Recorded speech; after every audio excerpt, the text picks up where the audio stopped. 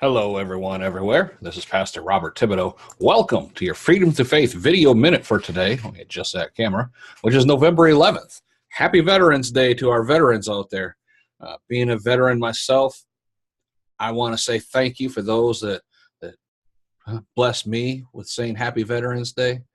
But I especially want to give encouragement and tell those who have lost loved ones and suffered irreplaceable loss, and those who've given parts of themselves, they've become dismembered and they suffer from so much trauma and things like that.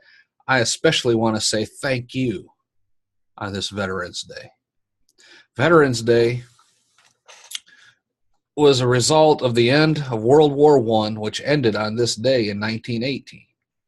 And it was soon established that I believe it was called Armistice Day, and there was another date when Japan surrendered, and so it all combined.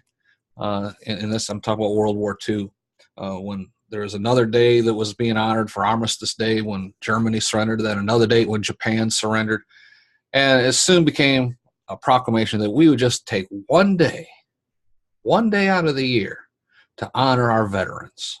Memorial Day is the day that we honor those who gave all.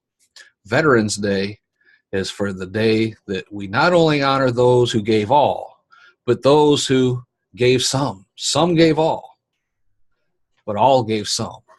And that's the date that we are doing today. I just wanted to read a couple one quick scripture. It is from 2 Timothy. And let's see if I can find it here again really quick. Chapter 4, verse 7. I have fought the good fight. I have finished the race. I've kept the faith. Henceforth there is laid up for me a crown of righteousness, which the Lord, the righteous judge, will award to me on that day. And not only to me, but also to all who have loved his appearing.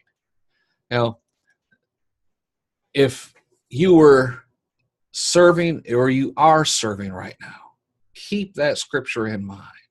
The Bible talks a lot about war. The Bible talks about those who have exalted the name of the Lord above personal welfare, above being given honor and glory among men. Take King David for an example. His military leadership was decisive and effective, clear hallmarks of a military leader. He captured Jerusalem from the Jebusites. He made it into his royal city, and that's where he lived. And you can read about that in 2 Samuel. Shortly afterward, he brought the Ark of the Lord from the house of Abinadab to Jerusalem, and he publicly acknowledged the Lord's kingship and his rule over himself and well as his people. Think about Joshua.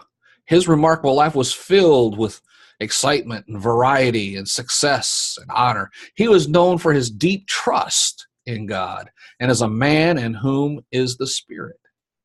You can read all about Joshua and his exploits in Numbers, especially chapter 27. In the Sinai Peninsula, it was Joshua who led the troops of Israel to victory over the Amalekites. That's in Exodus chapter 17. He alone was allowed to accompany Moses up into the holy mountain where the tablets of the law were received, Exodus 24. And it was he, excuse me, get a quick sip here. It was Joshua who stood watch at the temporary tent of meeting that Moses had set up before the tabernacle was erected. Think about Gideon. God chose Gideon to deliver the Israelites from the hands of the Midianites, sending an angel saying, "The Lord is with you, you mighty warrior." That's in Judges chapter 6. But his faith was tested as God reduced his army from a large contingent down to a small, platoon-size, unlikely element. Gideon gave each of his men a trumpet. and in a clay jar.